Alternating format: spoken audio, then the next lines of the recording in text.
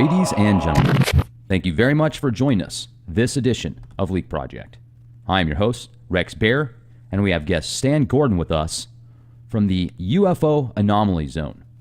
Now, Stan started a UFO hotline 50 years ago and has had incredible results. He lives in Pennsylvania. He deals with cryptozoology, Bigfoot sightings, UFOs, and all sorts of different paranormal activities. I would recommend going to stangordon.info if you're interested in learning more about these incredible anomalies and phenomena.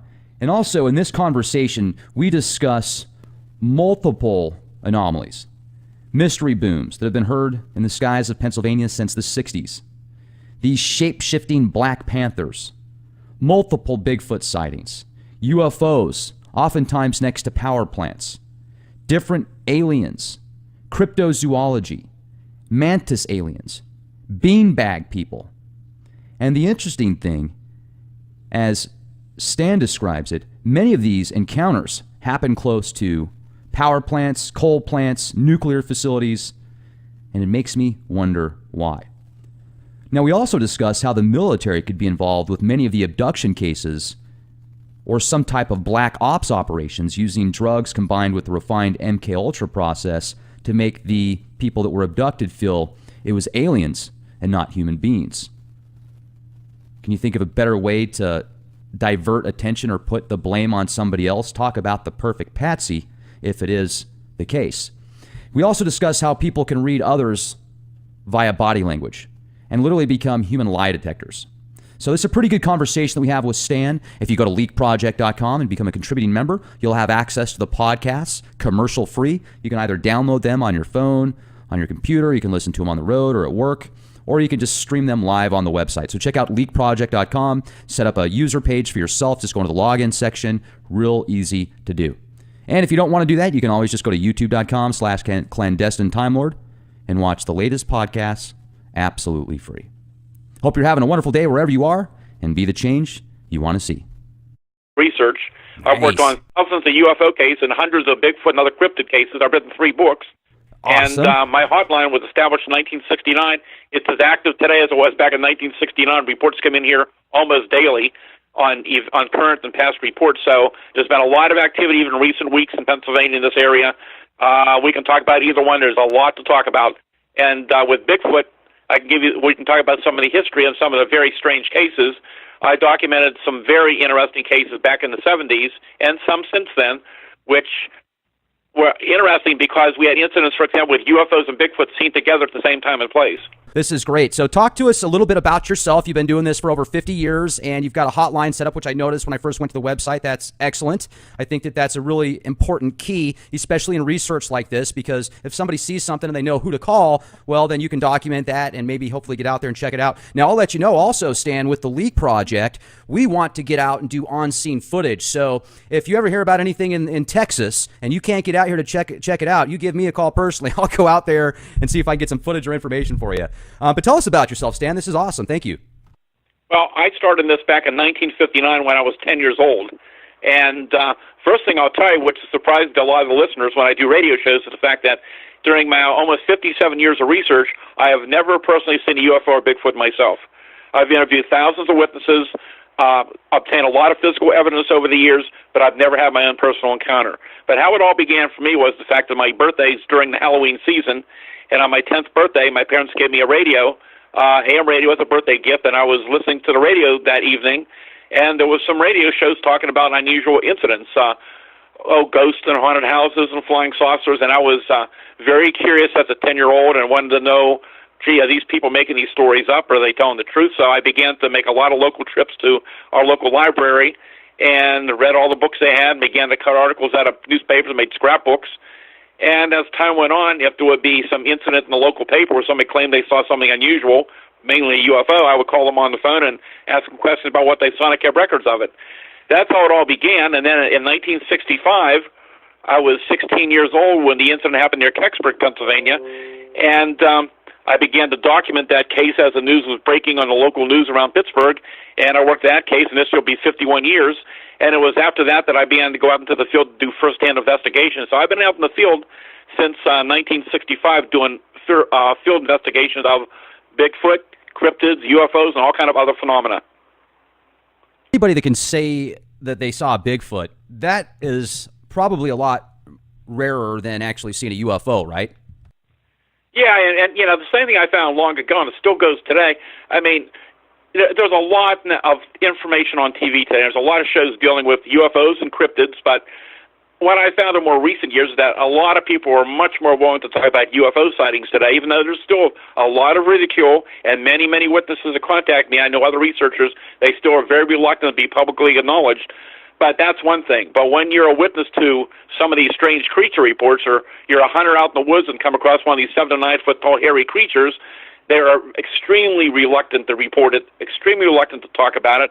Sometimes they hesitate to even tell their relatives and friends about it. And, I mean, some of these people wait weeks or months or even years before they'll report it to somebody because they carry it around for so long and they just need to talk to someone. And I get calls like that very commonly. Now, where is the most common place to see Bigfoot? Well, I deal mainly in Pennsylvania. Okay. And, I mean, I've been in contact with researchers throughout the country and around the world for years and years, but I deal mainly in the state of Pennsylvania. There's a long history of all kind of phenomena in Pennsylvania. I mean, Bigfoot sightings go back to the Native Americans. I mean, you had articles in the newspapers in the 1800s talk about encounters with these hairy beings and footprints being found in the woods, so it's something that's not really new. UFO sightings in Pennsylvania go back to the 1890s. So a lot of these phenomena has been going on for a long, long time. Many reports of Bigfoot throughout Pennsylvania. However, we receive many more reports in the western part, the southwestern parts of Pennsylvania. And one of the most active areas, I'm sure tonight during the show you'll hear me bring this up a lot, that a lot of sightings actively occur along the Chestnut Ridge. And the Chestnut Ridge is a mountain range that extends from about a 100-mile long range that extends from Preston County, West Virginia, through Westmoreland, Fayette, Indiana County, and southwest PA. That area, especially along Pennsylvania, is extremely active year after year with all kind of phenomena on the ridge and areas that border along the ridge, from UFO sightings to Bigfoot encounters to what we call Thunderbird reports of these huge birds with these massive wingspans like a small aircraft, the Black Panthers, to all kind of other creatures and phenomena have been reported along the ridge year after year, and already this year has been very active. Now, are they described as like telepathic? I hear oftentimes people that have those sightings with Bigfoot, they think that they're almost telepathic, like they have this sixth sense and this uncanny ability to disappear almost. Well, I can get into that a little bit. I can tell you, of the hundreds of Bigfoot encounters I've been involved with over the years, the talk about telepathy or the fact that people claim that there may have been some kind of interaction like that, it's been extremely rare. Now, I know I've heard other reports from other parts of the country, but it's not that common here. But yes, as I uncovered many years ago, there's many very strange and unusual aspects of Bigfoot. And I'd have to go back a little bit in the history and tell you a little bit about how I got involved in what we uncovered and what we uncovered, which was some amazing documentation, which was the focus of my Solid Invasion book. And let me just tell you, first of all, as I mentioned, I've never seen a Bigfoot. I interviewed hundreds of people that claim they have seen these creatures, and I had always, from the time I was young and began to look into these cases in the late 1960s in Pennsylvania, and many, many incidents since that time that I looked into, and I always felt that these things very likely were some type of unknown primate or some type of unknown zoological creature. But then the events of 1973 turned up, and this will take a few minutes to explain. And I need to give you a little history about how I got involved deeply in this research. As I mentioned, 1969, I decided to set up a hotline for the public. And back in those days, there was a lot more ridicule than there is today. And I began to make contact with the news media, the local police. And, I was still quite young, and I tried to handle it very seriously. And I made them aware that I was going to try to establish this hotline for local reports. And as weeks went by and people began to hear about the hotline, well, my phone in the house began to ring off the hook day and night. There were calls coming in about not only UFOs, but anything unusual, haunted houses and strange creatures or sounds or photographs or anything unusual. People were calling me. Well, it became very apparent I couldn't do this all on my own. So it was my goal to try to establish a group of research people, volunteer research group, that would be able to respond to these cases. So that's what I did. In 1970, I founded the first of 3 volunteer research groups that would work across the state of Pennsylvania for years and years. And the first group was the Westmoreland County UFO Study Group. I was founded in 1970. Started out very small, about 30 miles east of Pittsburgh, here in Greensburg, PA, extended into the Pittsburgh area. And it was pretty interesting who got involved. I had scientists, engineers, technicians. We had scientists and engineers from, for example, around Pittsburgh, from Gulf Research, from Alcoa, from Westinghouse, from a lot of the different colleges and universities in the state. And I had police officers. I had former military intelligence people. We had a lot of specialized people who are donating their time to work around our regular jobs to volunteer and investigate these cases. And with my electronics background, I set up an elaborate communications center in my home, and I set up a two-way radio dispatch system so the radio dispatch some of the investigators out to the scene. And by 1973, we had expanded to cover the whole state of Pennsylvania, and we were just being overwhelmed with reports, mainly of UFO sightings. And to our surprise, we were beginning to get referrals from the news media, from the state police, from other departments who were referring cases to us to investigate. And it was lucky that we were already established and set up, because nobody was prepared to what was about to happen in 1973. And I'll get back to you here for a second. Okay. Well, and then in 1973, I guess, people don't have cell phones, they don't have social media, so just to find your number and way to contact you must have been a lot more difficult. Well, yeah, and it was because, as you said, there was no internet. There wasn't a lot of TV shows talking about these subjects. But what happened in 1973 was the fact that, one, we had a major UFO wave in the United States.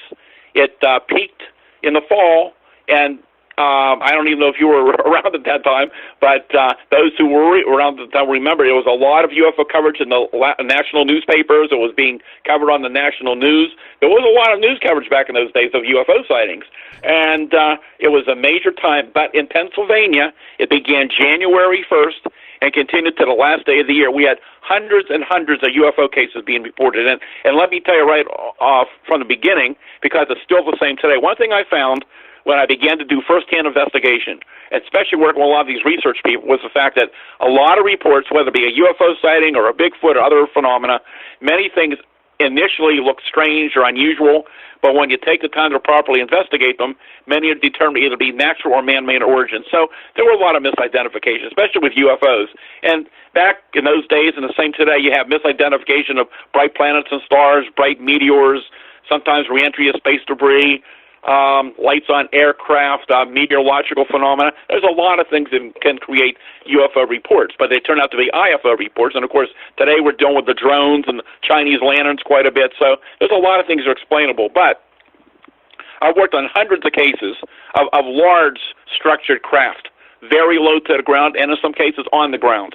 And going back to 1973, multitudes of low-level UFO sightings, hovering over roadways, chasing cars, landing reports. I mean, some of these cases were just amazing. And in fact, surprisingly, some of these were making the news at the time, as this major wave was occurring across Pennsylvania, then across the United States in 1973. So we're very, very busy just investigating all of these UFO cases. And then it got even much more intriguing with the summer of '73, when we had the biggest outbreak of Bigfoot sightings ever documented. And that went on for weeks and months into 1974. So we were out there day and night with our teams investigating these cases. And back in those days, the local police, the state police, were investigating some of the cases as well. But in many cases, when people were calling them, they were referring the case to my group to go out to investigate. So we were on the scene within minutes to hours after it happened, which is how we could document this information so quickly. And what was so amazing about a lot of these creature reports, these Bigfoot sightings, was the fact that, one, many of them were in daylight, many of them were at extremely close range. And when I say extremely close, I'm talking within 5 to 10 feet of some witnesses. And that's cases where they generally walked out in front of cars, or they may have passed in a rural area by a rural home or maybe a mobile home, and people looked out the windows and got a very good look at these things. In some cases, there was more than one creature seen together, like 2 to 3 together in the same group. It was just an amazing time. And in many cases, when we got out there, there was some type of physical evidence at the scene. I mean, we made many casts of footprints. We saw other evidence where there was some pretty good amount of strength was involved. We had some interesting hair samples we obtained at that time, but back in those days, we had no DNA testing, and it was kind of limited what the labs could do with them. And back then, a lot of the lab tests were destructive testing, so unfortunately, some of the hair samples, which may have been very interesting today to be able to analyze, were destroyed. And it was just amazing what was about to come to our attention. We haven't even gotten to the strange stuff yet. Let's talk about some experiences. If you were to say you could cherry pick 3 or 4 Bigfoot encounters that just blew your mind and had the most validation, maybe, what would those be? Walk us through a few of those. Well, there were many, many cases, and not just that time period, but even up to recent weeks, which we'll be able to talk about. But let's go back a little bit now to what I was going to get into, and I'll share with you some very, very strange reports. As I mentioned, initially, for years and years, I always thought that Bigfoot was most likely some type of unknown primate. I still keep an open mind to all possibilities, but as these events of 1973 are coming to our attention and to the police and to the media, and these are coming from widespread areas, and again, you got to remember, these were coming from the general public, who most people really back in those days didn't have a lot of interest in Bigfoot, but they were frightened because of the experiences they were having. And as the reports are unfolding, some rather strange details begin to come to our attention. For example, we would get teams out to some of these locations, and there'll be trails of footprints that would just suddenly stop and disappear when there should have been more tracks. And I mean, we had scientists, I had an anthropologist, we had a lot of people who scientifically knew how to analyze and how to investigate these cases, and they were becoming baffled. We had a guy called us and said he had a car riding down the road, and all of a sudden this Bigfoot creature walks out in front of the car, and his motor began to sputter. Now, you don't hear about those reports very often, but there are reports around the country where that's happened, but it's something it's rarely ever talked about. Other things began to come to our attention, and one thing that came to our attention was a pattern where, for example, we would get reported in a certain area of strange lights or UFOs, and within minutes to hours to days later, we would have a Bigfoot sighting in the same area, and then we began to have amazing cases where we would have a Bigfoot and a UFO seen together at the same time and place. And there's a lot of reports, just a couple off the top of my head. North of Pittsburgh, September 27th, 2 women out in the rural area was waiting for a friend to pick them up when they see this large 7-8 foot tall Bigfoot-type creature, but with white hair. You don't hear about the white ones very often, but there are such reports, and we get them on occasion. It was running across the road towards the woods, but in one of its hands, it had a small glowing ball of light. And as it ran into the woods a few minutes later, an object came across the sky, projected a beam of light down into the woods where the creature had ran into. We thought that was a pretty fascinating report. And then, among many other reports, we had the case of all cases, and I'll tell you the basics of it. It's too long to tell you the whole story, and it gets into one of the weirdest cases ever documented, which gave my team and myself strong indication that the Bigfoot phenomena was much more involved and much more unusual than any of us had ever felt possible or even considered. And this was the event that happened October 25th, 1973, up in Fayette County, and you'll hear me mention Fayette County tonight probably quite a bit. That's one of the areas, a lot of it which borders along the Chestnut Ridge. And that particular day, many UFO reports coming in on my hotline from widespread areas of the state. About 10:30 that night, I got a call from a state trooper from the Uniontown State Police Barracks. He had just come back from investigating this multiple witness UFO incident, and he felt that there was a possibility that something was still up in the pasture on the farm, and he wanted me to get a team up to that area as soon as we could. We did. It was late that night, but we assembled a team. We got our equipment. We got our radiation gear, our equipment ready, and we found our way up to Fayette County during the early morning hours. And what we learned happened was the fact that there was about 15 people about 9 o'clock that night, and they had observed this object in the sky. It was about as big as a barn, a bright red ball, about 100 feet off the ground, and it was slowly dropping towards the ground. And numerous people around the area were watching this thing, and this one fellow was out to visit his father on his farm is where this happened. He saw it as he went down the farm lane, went over to a neighbor's house so he could see it better, and it looked like it was going to land on his dad's pasture. So he and 2 neighbor boys decided they would go up to see what was going on. Before they went up, he went over to his dad's farm and he grabbed a .30-06 and a handful of ammunition. And as they proceeded down the farm road, in the distance, the dogs are going crazy. They hear like a high-pitched whining noise and they hear like baby crying sounds. As they're getting closer to the pasture, the sounds are getting louder. And they find their way up to the top of the pasture, and they just stand there in amazement because here this object, whatever it is, it's about 250 feet away, and it's on the ground right above it. But now it's like a big white dome. It's not a complete sphere. It's like a half a sphere, like a hemisphere. Bright white, making this high-pitched whining noise and illuminating the whole area. And they're just standing there in amazement looking at this thing and can't figure out what this thing is. They've never seen it like it before. And all of a sudden, their attention's drawn to this barbed wire fence about 75 feet away.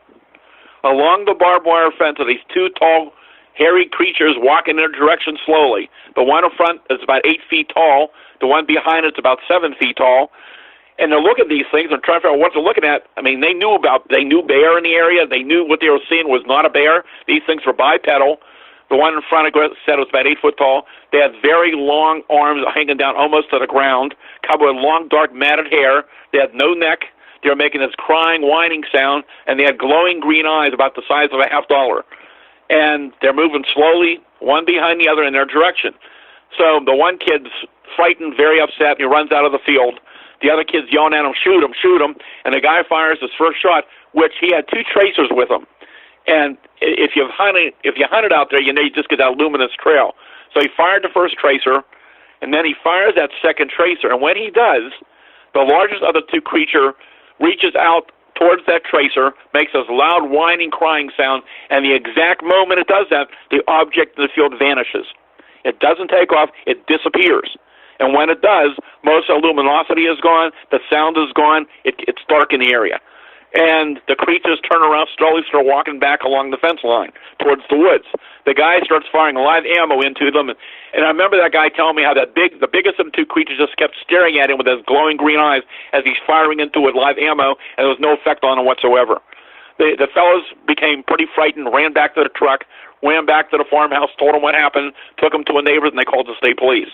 And when the trooper arrived about 45 minutes later, and I'm just counting quarters now, I'm not going all the details, it's too long of a story, they went up to investigate, and the trooper told me over on the area where the object appeared to have been on the ground, the whole area was self-luminescent and glowing, about 100 feet or more in diameter. He said the farm animals wouldn't go anywhere into the area, and he said he shined his flashlight beam into it. He could barely see the beam. He said if he had a newspaper, he could have sat down within that glowing area and read the newspaper from the light coming off of it. Anyhow, they ran back to the car, went back to the state police barracks. When they got back to the barracks, both the trooper and the witness were taken to 2 separate rooms and separately interviewed. And when that was over, I was contacted to send my team up. That's only part of the story. It gets weirder and weirder. And I'll get back to you now for a minute. Now, these eyes that you're talking about, as well as when they were shooting at him, there was no effect. It almost sounds like maybe it was a holographic image, or what is your thought on that? Well, I mean, these things appear to be very solid to these people. And in many cases, you know, we have the trails of footprints. We had other evidence which suggests, you know, that these things looked physical. But we'll get into it a little further as I tell you about another very, very strange case. You know, I began to ask questions at that time, and many years since then, about the history of Bigfoot. You know, I've always wondered, if Bigfoot is real, and a lot of the skeptics bring this up, you have a creature like this seen not only in Pennsylvania, but throughout the country, throughout many parts of the world, and yet after so many years of these sightings and encounters, we still have very little physical evidence and no bodies. And that's just something just doesn't seem to fit here. Well, as these events into 73 and 74 continued, some of the reports got even stranger. And there were some clues as to why we may not have any bodies of these creatures. And one of those cases occurred on February 6th of 1974, way up in the mountains, deep in the mountains of Fayette County again, of all places. And some of your listeners will remember the time period. It was February 74 during the National Trucker Strike when there was gas rationing going on. And because there was a lot of violence on the highways at that time period, the National Guard in Pennsylvania was patrolling with the state police. So they both responded to this incident. My team couldn't get up there until the next morning because we couldn't get gas. And so what happened was, here's a woman that lived in the mountains all her life. She knew animals well, was pretty much not afraid of anything. She was a good shot. She's sitting in her home watching TV in her little cabin house, and she hears commotion on her front porch. Now, apparently she had some pop cans out there. Somebody was banging the pop cans around. And she had in the past had a problem with a pack of wild dogs coming through, and she figured, well, the dogs are probably back. So she decided she'd grab her shotgun and fire one round over their heads and scare the dogs away. So that's exactly what she did. She went over and grabbed her shotgun, loaded one chamber, walked over to the wall and turned on the switch for the outside porch light. She opened the door and stepped out, but there's no dogs there, and only a few feet away, right in front of her, is this 7 to 8 foot tall, hairy, tall creature with its arms straight up over its head. and her reaction is to shoot right into it. So she fired right into it, and she said there was this bright flash of light, like a flash on a camera, and it disappeared right in front of her. It was gone. Now, her in-laws lived 100 feet away, and they heard the gunshot, and they called her on the phone, asked what she was shooting at, and she tried to tell them. The son-in-law grabbed his pistol and began to come up towards her home, saw a figure running up the road, dark figure in the distance. As he got close, he said he was surrounded by, I believe he said, 4 or 5 hairy people with eyes like holes of fire, began to shoot at him randomly and ran into the cabin home. And as they looked out the window, there's this large object with lights on it hovering over the woods at the same time. Well, anyhow, they were so frightened they called the state police, and both the state police and some of the guardsmen came up to the area, but by the time they got up there, whatever was there was gone.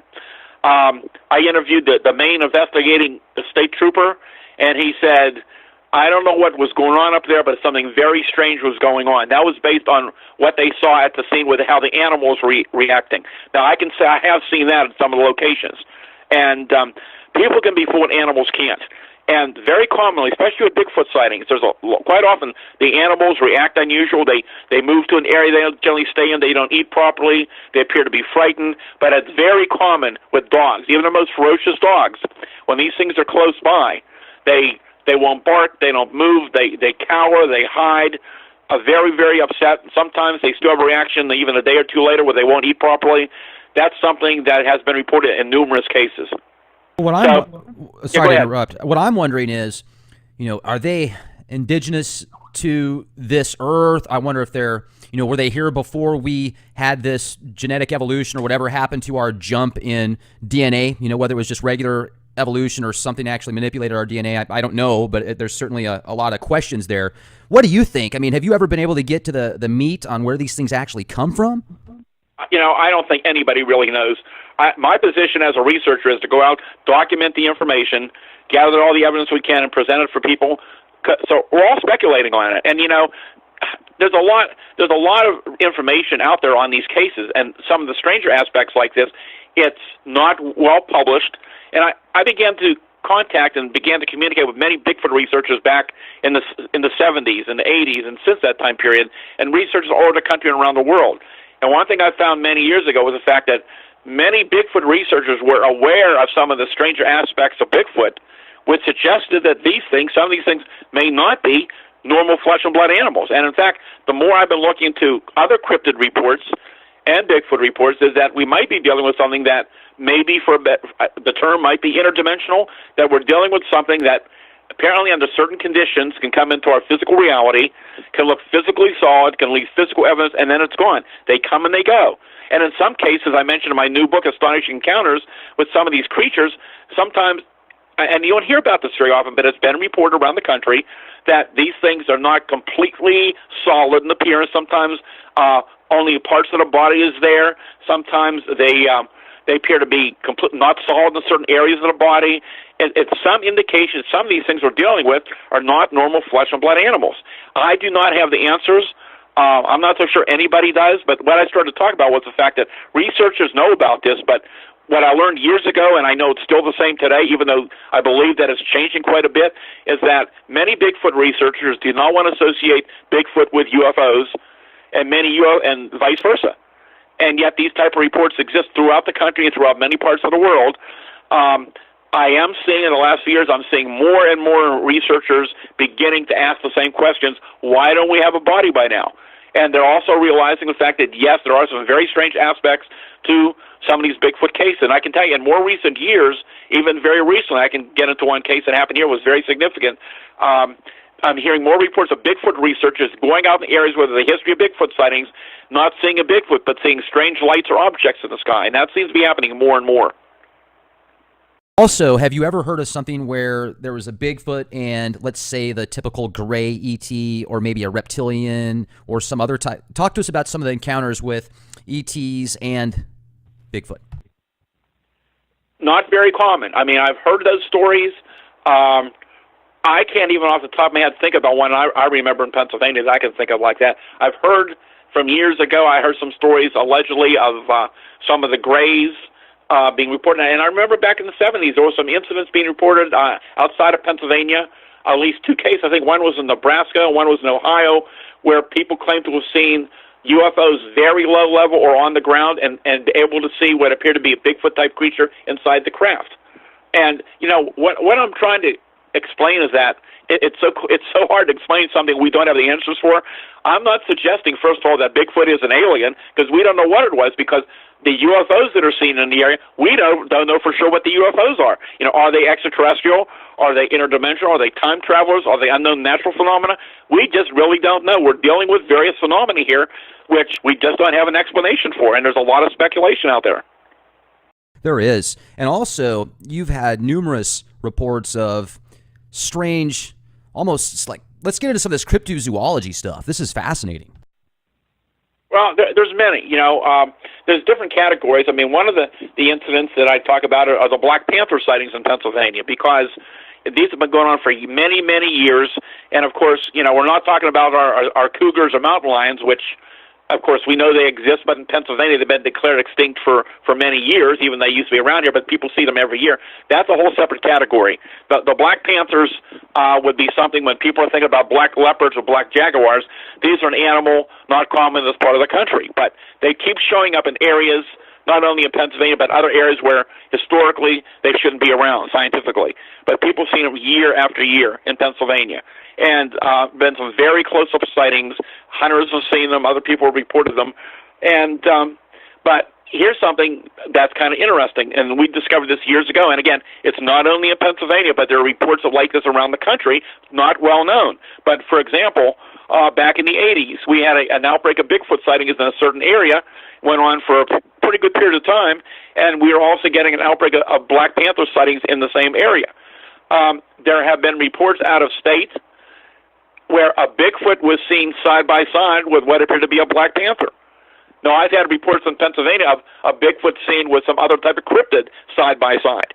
And these are things, again, that you don't generally hear about, but they exist. And so it's very, very strange. And then we got the Thunderbird reports.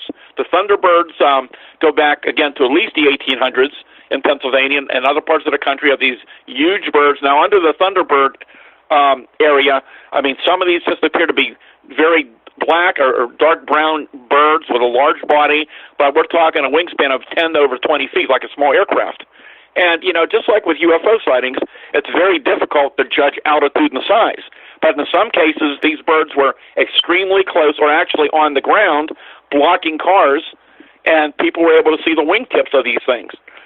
In one case, it was a very detailed account in nearby West Virginia back several years ago where this huge bird was standing at least 4 feet up off the ground. The head of this creature was up to the roof liner of the guy's vehicle, and they were just both staring at each other. I'm not sure who was more afraid, the bird or the fellow in the car, but he's watching this thing hobbling and trying to get off the ground with this great amount of weight, and it's flapping its wings, and he's watching as these wings are flapping, is watching the dust and dirt coming off the edge of the road, and he could see exactly the wingtips on it. And when he went back the next day to measure it, it was 21 feet across. You know, let's jump back to the 70s again for a second, too. If you've kept track of how many sightings and stuff there are from then to now, has it slowed down?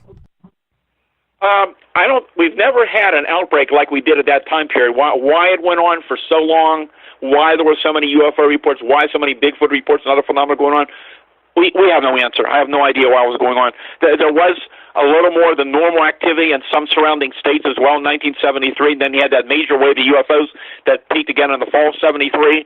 But why it happened here in Pennsylvania, we don't know. We'll probably never know that. But over the years, I mean, since that time, and even before that, but since that time, as far as I can recall, we've had Bigfoot sightings reported every year in Pennsylvania. Some years you have more reports than others. And it's been pretty much consistent year after year, more recent years, with a lot of Bigfoot activity. And a lot of sightings are occurring again through the forest and woodlands of Pennsylvania, both in eastern and western PA, and up in northern Pennsylvania, there's been more reports in more recent years up around Clearfield, Du Bois, up around the Allegheny National Forest area, Tionesta, but many reports here in southwestern Pennsylvania. And again, many of them are in the greater Pittsburgh area, north of Pittsburgh, up in Butler County, Beaver County, around Allegheny County. But again, a lot here in Westmoreland, Fayette, Indiana counties, and some of the surrounding areas like Washington County, for example. But you hardly ever hear about it in the news because most people see it, don't want any publicity. And that's something that's very, very consistent. And I talk to people quite often, who had these experiences. Some of these people saw these things, weeks or months ago, or even years ago, and they're just beginning to report it now because they just want to talk to somebody about it, because they've been carrying the weight of this for a long time, and they just wanted to talk to somebody and want to make sure that they saw what they saw.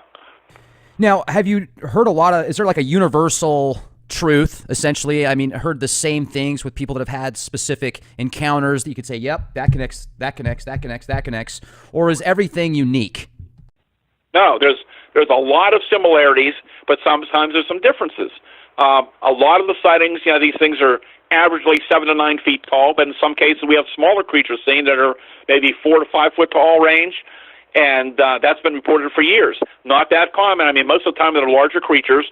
In some cases, the eyes are dark, but in other cases, people swear that these things are glowing, self-luminescent, glowing eyes, where there was no moonlight, there was no lights near, there was no reflective light. It's not cases where a hunter's shining a flashlight beam, at a wildlife, some type of wild animal, and you're going to get that glare. But these appear to be different. They're extremely bright, and the colors, they vary basically from orange to red to green.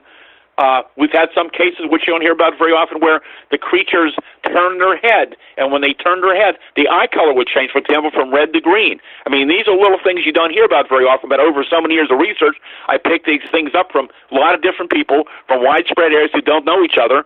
And, for example, you hear historically that Bigfoot has this terrible odor.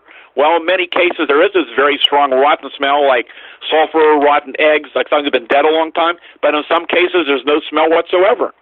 And so there's a lot of little details and patterns we've seen over the years, and some really interesting little details we picked up over the years that are rarely ever reported, or rarely reported in any of the writings by other researchers, but I picked them up, and I can see the similarities. And one thing I found long ago, and it's still going on today, which I believe is an important pattern, is that many low-level, detailed close-range UFO sightings and many close encounters with Bigfoot and other cryptids commonly occur in the vicinity of high-energy sources. So they're seen near power plants, high-tension power lines, gas wells, gas lines, railroad tracks, water reservoirs, communication towers, different types of energy sources. And that's something we're continuing to see even recently.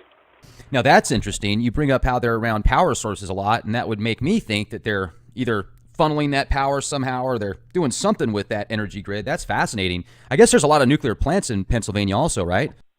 Well, we have coal-firing and nuclear, and there are reports all around the power station. In fact, historically, up in Indiana County, which I talk about along the ridge, they've had a lot of history of incidents going on up there, especially with UFOs and Bigfoot. But back in the late 60s, they were building the Homer City Power Station. And when that was going on, there was a major UFO wave going on for weeks and months in that area, and that was being covered heavily in the local newspapers. These things were hovering over the area. They were attaching themselves to some of the electric lines. There was one report of a landing on one of the roads where one of the state agencies reportedly looked into it, and it got to the point where one of the professors up at Indiana University, they set up a group from the college to investigate the sightings. And ever since that power station has been in operation, there's been a lot of history of UFO sightings, and in fact, cryptids being reported pretty close to that power station. So not only UFO sightings, but other strange creatures. Yeah, and again, it's very common when I go out to a lot of these Bigfoot encounters, I go to the scene, I mean, I'm standing there and I'm looking up and I'm standing under a whole array of high-tension power lines, or I'm close to a power station, or there's a windmill farm, or there's railroad tracks, or, it's just so common to see this happen, or gas wells and gas lines. I mean, it's just more than coincidence that you commonly run into these things.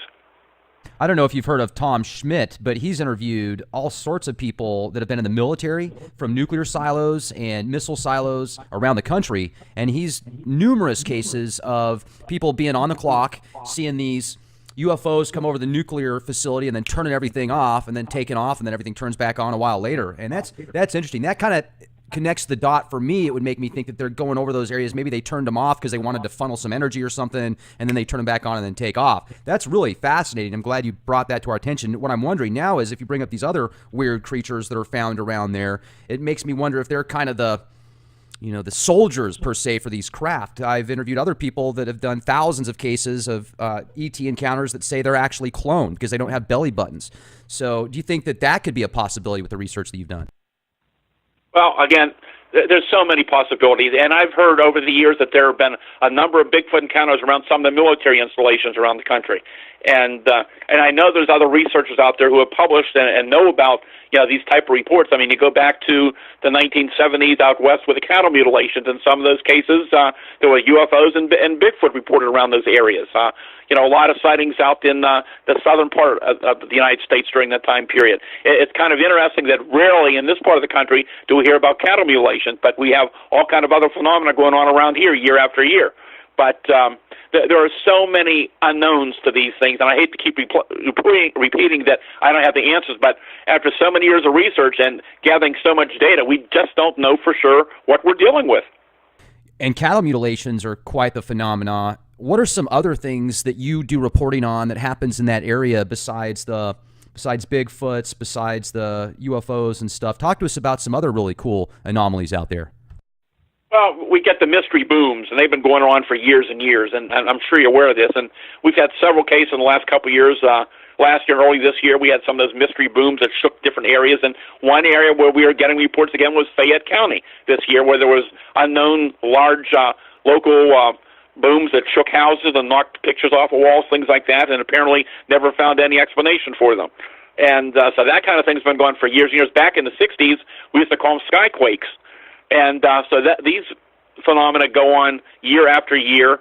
And we've heard other reports of other strange sounds. I talked to somebody down in eastern PA a few weeks ago, and they claimed that they were hearing those strange trumpet sounds from the sky. And so there's so many mysteries. I get called out on all kind of stuff. And while I have an interest in ghosts and hauntings, that is not one of my main areas of research. Back when I first got started, I got involved in that a little bit long before most of these paranormal groups were ever thought to exist or were even getting involved in this type of thing. But there's so many groups in Pennsylvania today that are dealing with the paranormal. But I get calls on anything from strange sounds to strange footprints to... I had a case last week where a fellow brought to me and showed me when I was speaking at an event north of Pittsburgh. He brought in something very interesting. And again, there's been a lot of weird stuff going on in recent weeks and months here in Western PA. And he went out to his backyard, and he told me he does not live near a heavily wooded area whatsoever. And a few weeks before, he was barbecuing some hamburgers. And he happened to go out on the porch, I guess, a few weeks ago, and found a spatula. It was a big, heavy, I believe, stainless steel. It was a heavy-duty hamburger spatula laying in the grass or whatever. He picked it up, and lo and behold, the main front part of the spatula, when you look, it was perfect condition, no rust whatsoever. It looked like somebody had actually bit the whole front part of right through the spatula. It was very interesting. That is interesting. Another thing, too, is I've heard reports of these mantis or mantid beings that are tall, insect-like, but very intelligent. Have you ever had any reports of encounters, I should say, with them? Very rarely. I mean, again, I started back in the late 60s doing field research, and I can tell you, the late 60s, there was a lot of low-level UFO sightings being reported in Pennsylvania and elsewhere of large dome, disc-shaped objects, many with portholes and windows being reported, many low to the ground, and there were a number of alleged landing cases. And back in those days, before you started hearing about the Greys, we were hearing reports of more human-like, more humanoid-type figures that were sometimes associated with landed UFOs. And the scenario was that they were on the ground, they were having propulsion problems, and they reportedly would get some of the local people, and most of these cases were people who wanted no publicity. They weren't your normal contactee-type reports you were getting back in the days, and they were taken aboard the craft, and they were allowed to look around in the craft, and that was it. There was no missing time being reported that we are aware of. And then later you began to hear the reports of the Greys coming in, and there was one case that my team got involved in, late 60s, north of Pittsburgh. I was not directly involved in it. Just from memory, it was interesting, and what I recall was that this fellow, around early morning hours, he would have this terrible feeling he had to run out of his house and run into the woods. And he claimed he was being taken aboard this spacecraft for various type of biological experiments. And I cannot confirm this, but from memory, I believe one night his wife followed him out into the woods and watched him go aboard the craft. But I did interview him one time, again, this was back in the 60s, and one thing I remembered stood in my head, and this is long before you heard about these in a lot of the books and magazines about the Greys and about abduction cases. I said, describe to me what these things look like, and I believe he drew a picture, and he said, they look like Pillsbury Doughboys, and that always stuck with me. I've heard of them before. As a matter of fact, I had a guest on just a couple days ago that was talking about, what did she call them? Beanbag men. I wonder if that's the same thing. That sounds to me like just what you're talking about, the same description. Huh, that's pretty cool. There's so many reports. I mean, I was one of the first researchers in the country with my teams that got involved in abduction cases, and we worked on many of them. But, back in those days, we were just overwhelmed with reports. We all had full-time jobs. We had no funding. It was all out of our own pockets. I had two big organizations. I was the MUFON state director, and I also had my own private group, and we had lots of people involved, very active, and it was unbelievable, all the cases coming in. And, I mean, on a abduction report, you could spend weeks and months or longer just on one case. So you could only do so much research on these things. And, again, I can't say that these people were actually being abducted and taken aboard an alien spacecraft, but some of these were very reputable people. I mean, I remember police officers, a minister, other reputable people had these experiences. They had nothing to gain. They wanted no publicity. Something was occurring in their lives that was affecting them very deeply. And there's at least one person I can think of right now, and there's others I've been in touch with for probably 20, 30 years from the time some of these people started their experiences. And some of them, interestingly, as I watched the situation, not only did they have experiences, but their grandchildren, their children, their grandchildren, also different generations have experienced certain phenomena as well. So it's something that's still going on. But, I rarely hear about current abduction reports like I did back in the 60s and 70s and 80s. You know what I think possibly could be the reason for that and the change from the Zeta-type ETs or the Greys is I wonder if our military or some black ops, very secret clandestine organization that wanted to do these experiments on people would use that as an excuse. Now, I think that ETs exist 100%. I have personally seen UFOs, and there's stuff that I don't talk about on the show that I've seen that would just, make your hair stand up. Probably even you with all the stuff that you've heard about. But regardless, I mean, I wonder sometimes if there's military involved a lot with these abduction cases, and they use some type of trickery, maybe drugs, MK Ultra type stuff that they've refined to make the abductee think that it was actually an ET. Have you ever heard about people that, have called you up and said, look, I was abducted and I saw ETs and I saw military and I saw people? It's something that I heard very rarely many, many years ago, and it was not very common. I am aware of other cases around the country of people claim that happened to them. Unfortunately, I just wasn't in a position to get deeply involved in a lot of these cases. I mean, we can only do so much because we're overwhelmed with so many reports. But I have heard of that type of thing. I can also tell you, as I mentioned in my books, that there's been some incidents over the years, which I would say would be really high strangeness cases, well-documented incidents, both involving some with UFOs, some involving Bigfoot, which suggested that there was a government interest in some of these cases. And I do feel from what I've seen that it is very likely that the government has an interest both in UFOs and Bigfoot. And as I said, the more I look into the Bigfoot phenomena, the more I'm becoming convinced that we're dealing with something that may not be a normal flesh and blood animal, as strange as it sounds, and as hesitant as I am to say it, but we might be dealing with something, for a better term, that's interdimensional. We're dealing with something that has a physical and a non-physical aspect to it. At times, these things look physically solid. They can leave physical evidence, but they come and they go. Just like with the Thunderbird reports, the Black Panther reports. And, I mean, I can tell you one really amazing Black Panther account, which I have in my newest book. And, it is one of these cases which strongly suggests we're dealing with something other than normal animals in some cases. Well, let me jump in here real quick because you have an awesome website with an archive that is incredible. I'd recommend our listeners, if you're interested in this podcast and what Stan has to say, go to stangordon.info. There's just a ton of reports on there. I'm looking at dozens and dozens of reports on just one page, and you have multiple pages. Bigfoot, you've got different events and a gallery, a media link. This is great. And your books, let's talk about what you were just going to, but tell us the name of your books also, and where can people get access to them, Stan?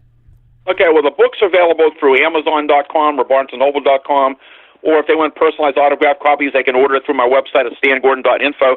My first book was called Really Mysterious Pennsylvania, and it deals with incidents where people were physically very close to UFOs or Bigfoot or other strange creatures. So some very interesting, really detailed accounts in there, some very strange stories. The most popular book is Silent Invasion, the Pennsylvania UFO Bigfoot Casebook, and that's the book that focuses on that major wave of 1973 and 74 when we had that very strange outbreak with Bigfoot and UFOs. And I can assure your listeners that they will read some of the most amazing, strangest cases they've ever heard about in detail, and why there's no body of Bigfoot. And then my newest book is called Astonishing Encounters, Pennsylvania's Unknown Creatures, and it gets into not only Bigfoot and Thunderbirds and Black Panthers, but all kind of strange creatures. And I'll guarantee there's some creatures in there most people never even heard about before. There's some very, very strange cryptid reports in here, from water monsters in Pennsylvania to just all kind of strange things. It's just amazing, the reports that are going on. And I can tell you, in the last couple of years, I'm seeing an increase in not just the normal cryptid reports, but I'm seeing reports of some things that are even much, much weirder. I mean, we're getting reports of things that you never even heard of before and things that aren't supposed to exist whatsoever. And even this year, some of these cases coming in are very, very strange. So there's a lot of mysteries out there we don't have explanations for. Well, I certainly hope you'll share a few of those with us here tonight. One question I was going to ask you before that, though, is it's obviously an art to be able to read people. The industries that I've been in throughout my career, I've definitely learned how to read people, their body language, the way that they talk. You know, if they're having a conversation with you and you can see their hand around their neck, you know, sometimes just kind of itching and scratching, pulling at their ears and stuff like that, you can know what to look for and kind of know what they're thinking subconsciously, and they may not even realize it themselves. So the reason I'm talking about this is because when you interview some of these people, obviously there's going to be those out there that are 100% genuine. You talk to people that see something, but it isn't necessarily what they see. But then you've got those out there, the jokers, those that want to get some type of publicity or create a stunt, and in reality, they saw nothing. So where I'm going with this is, how well can you read these people, and how often do you think somebody's just giving you a story? And have you ever thought about, if you get into a story that's really good, actually verifying it with some type of lie detector? Well, you know, again, you can't always do that, and you've got to have the funding, whatever, to do that. But yes, we thought about that over the years. But you know, going back many years, a lot of the people in my groups that I had for many, many years, these were, I had psychologists, and we had medical people, we had police officers, we had former military intelligence people. We had training classes that a lot of people were trained how to interview people, how to look for evidence, how to gather evidence. And yes, you have to deal with that. And I've dealt with thousands of people, and majority of people are not out trying to hoax you, but there are many things that people report honestly because they see something strange, but what they're seeing is explainable. And, you know, sometimes people are reluctant when you tell them what you found and you're pretty certain you got a good explanation for them. Some people are reluctant to accept that. That's just human nature. You know, you get a lot of these Chinese lantern reports, and they're very strange looking if you're not familiar with them, and the wind patterns can make them do some unusual patterns, but some people don't want to accept that theory. You know, once you tell them that's what it probably was. I mean, in some cases over the years, some of the photographs we saw, we could blow them up, you could see the flame inside of them. And so it's just things like that. But you do on occasion get hoaxers, but when you start interviewing them, and you interview them the right way, and you ask questions and re-ask questions different ways, and you start to see the changes in the answers, I mean, you can pretty much tell what's going on. But in some cases, we got good physical evidence at some of the scenes to confirm the reports, and there's certain patterns and certain details that a lot of people wouldn't know. And so there's a lot of things you got to deal with here, but you know, you always got to be careful. And you know, there are some people out there that are really good at making up stories, but most of the time you can figure out pretty quickly. Especially, you know, hoaxes quite often occur when you're having an event. Like in '73, as news began to break, it got out in the news about all these sightings, we expected there would be some hoaxes, and most of the hoaxes were in footprints, and we could tell a big difference in somebody taking a wooden mold and making footprints compared to the actual footprints. There were very easy ways to be able to confirm and figure out what was real and what was not. Yeah, absolutely. I'm sure. Now, have you ever been able to get samples of hair and stuff like that from Bigfoot? Well, you know, in more recent years, it's very rare that we come across those cases. We get good cases, but very little physical evidence. I mean, just in the last week, I've been aware of some footprints that were found in the Pittsburgh area that look pretty significant. and somebody's looking into that at this time. The hair samples I had that were significant was back in the 70s, and I felt at least one particular sample may well have been some really good evidence, but we didn't have DNA testing back in those days, and when they did the testing in the labs, unfortunately they destroyed the evidence because of the way the tests were done, and so we don't have them anymore. Another thing, too, that I've heard is people that have actually claimed to have Bigfoot, men in black show up, and those people disappear if it's true. Have you ever heard of a case like that? There have been a number of incidents that I've been involved with for many years, which involve what some people would call the men in black. Some of this was very interesting reports back in '73. I told you about that story that happened outside of Uniontown, Pennsylvania, back on October 25th of 1973. And like I said, I didn't get into the whole story, but that's the one where the UFO was on the ground and the two Bigfoot creatures were in the field at the same time. Okay. Do you recall that? Uh-huh. Okay. Well, anyhow, that led into a very interesting series of events, and I wrote the whole thing up in my Silent Invasion book. But anyhow, one of the things was that, what I did, my teams did, on significant cases, we like to keep in touch with witnesses over a period of time, sometimes over years, and follow up with them. And it was during one of those follow-ups, years after that happened from '73, that we went up to interview the primary witness, because we had never used hypnosis with him. There was a famous psychiatrist, Berthold Schwartz, that got involved in the case when it happened, and he recommended not to use hypnosis because there were some underlying factors that turned up. And so we didn't. But years later, some things changed a little, and we thought about the possibility of maybe using hypnosis. So years later, when one of my associates and I went up to interview him, and we started talking to him about the possibility of doing hypnosis, and he looked at us real funny, and he said, well, why do you want to hypnotize me again? And my assistant and I looked at each other and said, well, what are you talking about? We never hypnotized you. And the story came out that two men, apparently, I believe it was a week or two after the incident happened, two men showed up, and anyhow, one was in a dress suit and one was in an Air Force uniform.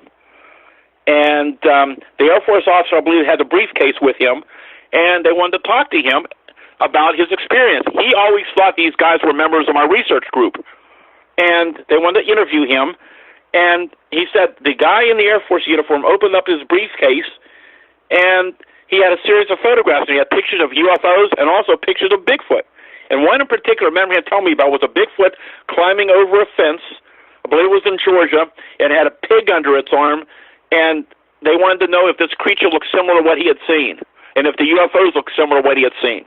And apparently they asked him if they could hypnotize him, and apparently they did. And they said they would be in touch, and they never contacted him again. And, of course, I contacted the Air Force, and, of course, they claimed they knew nothing about it. And you got to remember now, it's 1973, and the Air Force closed down Project Blue Book. Actually, it was in January 1970, not December 69, which you hear about.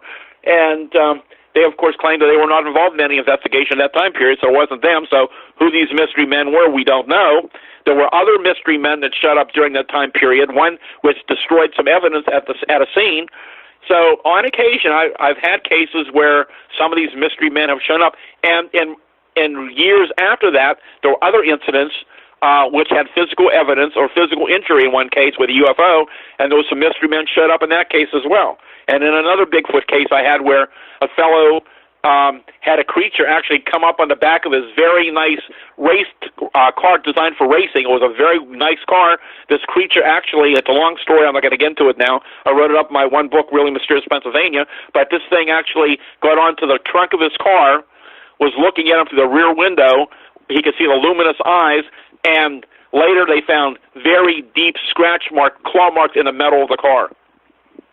Now, that would have been neat to have been able to get some type of DNA off of that.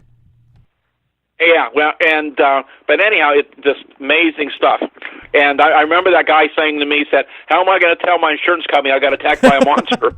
Right. I guess he could have said it was a bear, It's a bear in the suburbs, you guys. I mean, they're all over the place. Yeah. This was much more unusual than any type of bear marking, let me tell you. This was deep into the metal of the car. Right. That's why I'm just joking around. That's what you could tell the insurance company, just being sarcastic, Exactly. Well, that's incredible, man. And I certainly think that these are some amazing stories. I've heard a lot of stuff in the Northwest as well, because you've got the Olympic National Rainforest out there. So the amount of space that you could just disappear out there and walk in the wilderness is bigger than Rhode Island, so it's pretty incredible. This has been really cool. I'd strongly recommend our listeners go check out these websites that Stan has. Go to stangordon.info. You've got several books, amazing archives. Before we close out tonight, Stan, is there anything else you'd like to share with our audience, that maybe something I should have asked or I forgot, some really cool stuff that would be fun for our audience? Well, one thing I just don't talk about, and you may or may not be aware of it, but I've been involved in the Kecksburg UFO incident, the UFO crash landing here in Pennsylvania that occurred on December 9th, 1965. I started investigating it the night it happened, as it was breaking on news in the Pittsburgh area, and I've worked on it ever since. Interviewed hundreds of witnesses who were involved in the incident, and lots of different people, from reporters to military sources, and it was a very interesting case where this brilliant fire object was seen from the tip of Ontario, Canada, over Michigan, Ohio, and Pennsylvania. And whatever the object was, it's moving relatively slowly, may change direction along its path, made a slow descent for people to go down in the woods, and it apparently knocked down trees, but the object was on the ground and pretty much in good condition. It was like maybe 10 to 12 feet or more in length, about 8 to 10 feet in diameter, like a big off-gold metallic acorn-shaped object with unusual symbol-like markings on the back of it. And the interesting part of the story is, which is well confirmed, it was made national news, local news. There were hundreds of people on the scene that night. They couldn't get anywhere in the crash area, including reporters, but the military showed up within a relatively short time. The area was cordoned off, and the military apparently took the object away from the area. But of course, the next day, the explanation was a bright meteor in the sky. Nothing was found. I interviewed military people, including one of the Air Force guards that guarded the object when it came in the next morning to Lockbourne Air Force Base near Columbus, Ohio, then went on to Wright-Patterson Air Force Base. But I believe that there still may be witnesses out there or military sources of people out there that may have some important information on this case, and if they want to get in touch with me, even anonymously, I hope they will contact me. They can contact me through my website, and the information is on my website, how to reach me. Yeah, and I also want to let people know, if you don't have a chance to get to the website, but you want to make a phone call and get a hold of Stan, if you have seen a sighting or something, make sure to call 724-838-7768. Email sightings@stangordon.info. And once again, just a huge archive of literature, different sightings, different anomalies that have been seen and reported from people in all sorts of fields of work. And this has been great, Stan. I appreciate you coming on the show. I would also recommend our listeners go to leakproject.com. You will have access to exclusive content, and if you become a contributing member, you'll also have access to well over 250 podcasts, ad-free. You can either download them or just listen to them streaming on the website. Thanks, Stan, for coming on the show. This has been great. I appreciate everything. Thanks very much for having me. Absolutely. I certainly hope we have an opportunity to speak again sometime. Thanks very much. Have a good evening. You too. Be the change you want to see, folks. Have a wonderful day.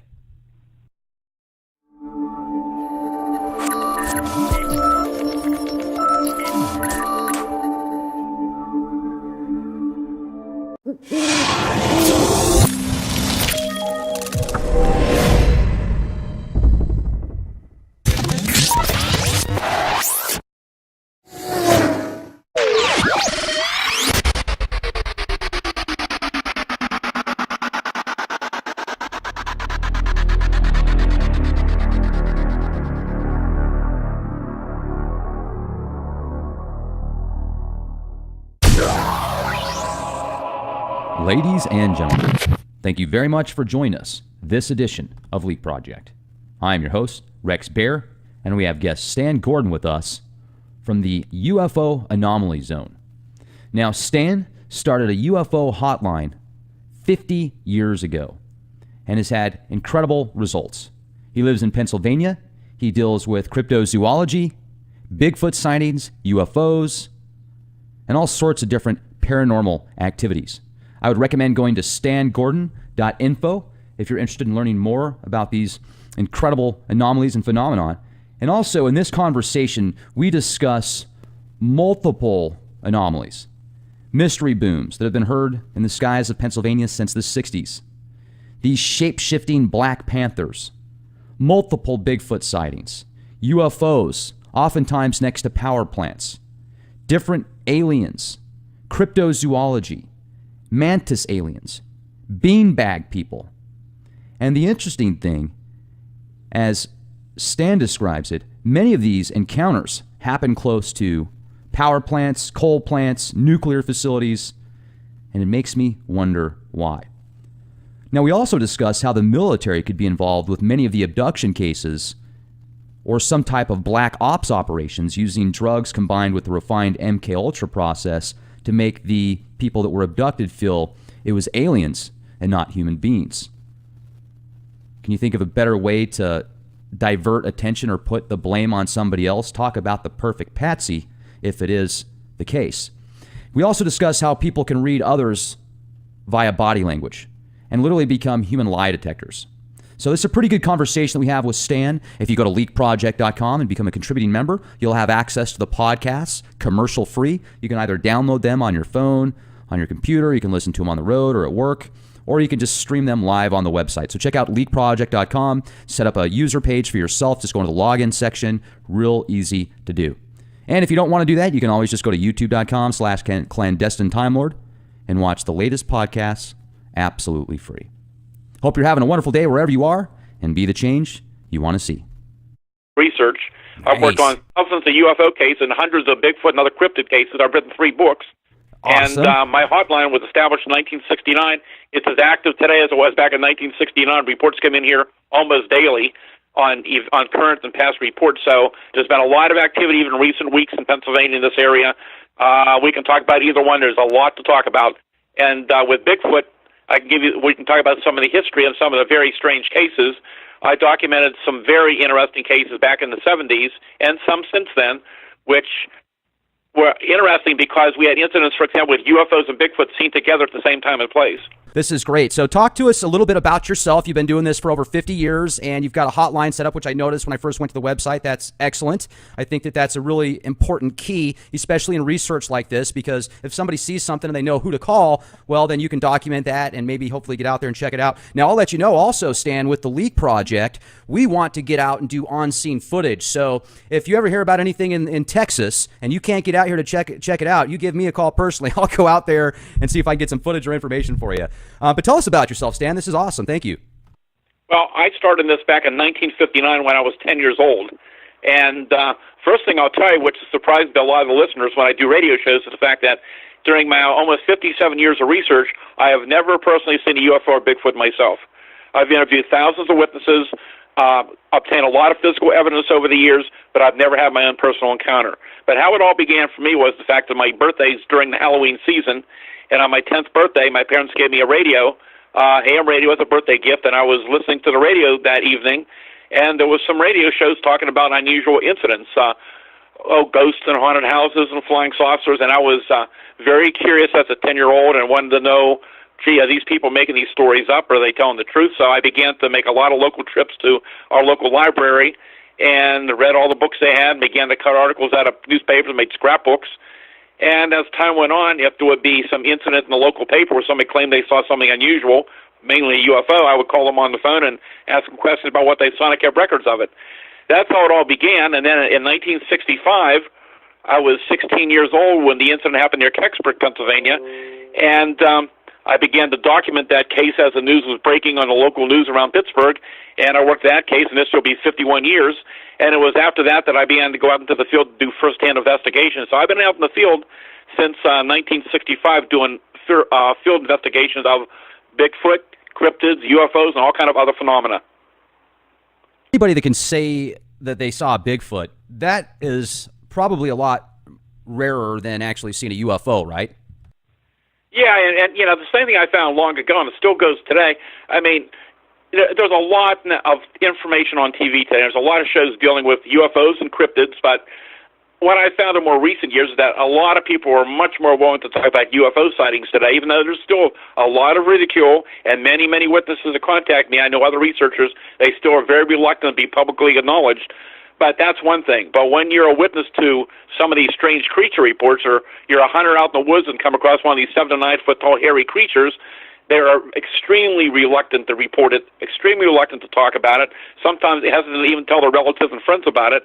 And, I mean, some of these people wait weeks or months or even years before they'll report it to somebody because they carry it around for so long and they just need to talk to someone. And I get calls like that very commonly. Now, where is the most common place to see Bigfoot? Well, I deal mainly in Pennsylvania. Okay. And I mean, I've been in contact with researchers throughout the country and around the world for years and years, but I deal mainly in the state of Pennsylvania. There's a long history of all kind of phenomena in Pennsylvania. I mean, Bigfoot sightings go back to the Native Americans. I mean, you had articles in the newspapers in the 1800s talk about encounters with these hairy beings and footprints being found in the woods, so it's something that's not really new. UFO sightings in Pennsylvania go back to the 1890s. So a lot of these phenomena has been going on for a long, long time. Many reports of Bigfoot throughout Pennsylvania. However, we receive many more reports in the western part, the southwestern parts of Pennsylvania. And one of the most active areas, I'm sure tonight during the show you'll hear me bring this up a lot, that a lot of sightings actively occur along the Chestnut Ridge. And the Chestnut Ridge is a mountain range that extends from about a 100-mile long range that extends from Preston County, West Virginia, through Westmoreland, Fayette, Indiana County, and southwest PA.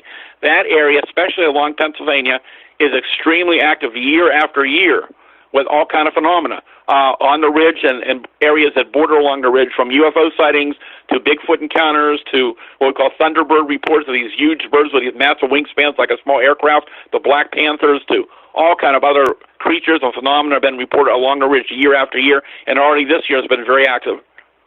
Now, are they described as like telepathic? I hear oftentimes people that have those sightings with Bigfoot, they think that they're almost telepathic, like they have this sixth sense and this uncanny ability to disappear almost.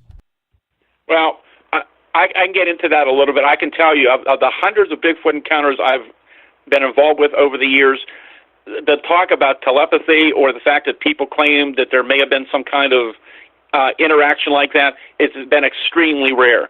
Now, I know I've heard other reports from other parts of the country, but it's not that common here. But yes, as I uncovered many years ago, there was many very strange and unusual aspects to Bigfoot. And I'd have to go back a little bit in the history and tell you a little bit about how I got involved in what we uncovered and what we uncovered, which was some amazing documentation, which was the focus of my Solid Invasion book. And let me just tell you, first of all, as I mentioned, I've never seen a Bigfoot. I interviewed hundreds of people that claim they have seen these creatures, and I had always, from the time I was young and began to look into these cases in the late 1960s in Pennsylvania, and many, many incidents since that time that I looked into, and I always felt that these things very likely were some type of unknown primate or some type of unknown zoological creature. But then the events of 1973 turned up, and this will take a few minutes to explain. And I need to give you a little history about